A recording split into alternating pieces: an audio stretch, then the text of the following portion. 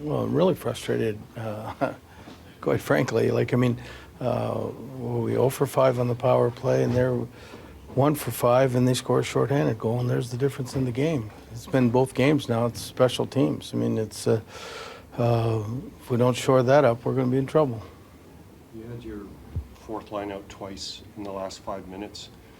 Is that indicative of how well they were playing, or maybe how poorly some other offensive guys were playing? No, well, it was indicative of they were playing good, and they were creating a lot of havoc. But the second time I put them out was to give, because when you're going to have 6 men on the ice from all different lines, if I had one of the lines out there, then, and you don't get the timeout, you don't get the power play, then, I mean, it sort of screws up all the 6-on-5 guys you had. So I knew they would go out there and do a good job for 30 seconds, and I asked them to do it, and then, they drew a penalty, and that was it.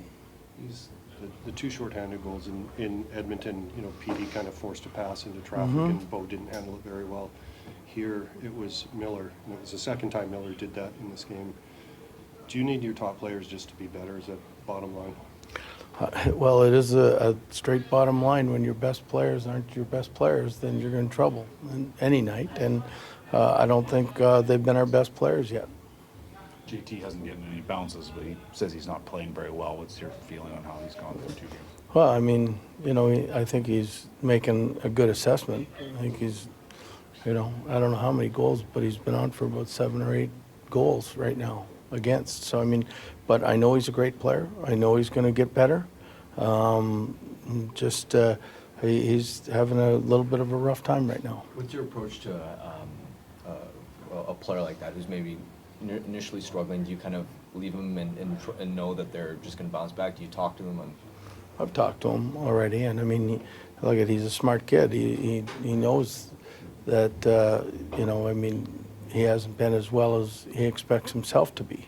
So, I mean, I don't have to go up and tell him that. I mean, that's the obvious. What we might have to do is shake the lines up a little bit, because there doesn't seem to be getting a lot of production in the lines that are being formed right now. You had some hardship last year, the COVID outbreak around Christmas, and then the injury rash in April. But was the team ever like this? What's this Just mean? people underperforming, losing battles. Well, I mean, we're talking about 2 games that we've been tied in the last 5 minutes of the third period. Like, it's not like we're losing 6-1 each game. I mean, we had a bad first period, and I thought the last 2 periods we played a lot better. And in the Edmonton game, we had a great first 2 periods and played a bad third period. We're just not putting 3 periods together, and I think that's what you have to do. So, I mean, that's what we're looking at, getting back to doing that. If we can put 3 good periods together, we'll have success, because when we do in the bits and pieces that are playing well, we're doing a good job. But, I mean, it's no good if you don't do it for 60 minutes. Update on Pullman? I have none right now. Did he tweak something on his last shift? I don't know. I mean, I know they just came and told me Pullman's out for the day, so I haven't had a chance to talk to the doctor yet.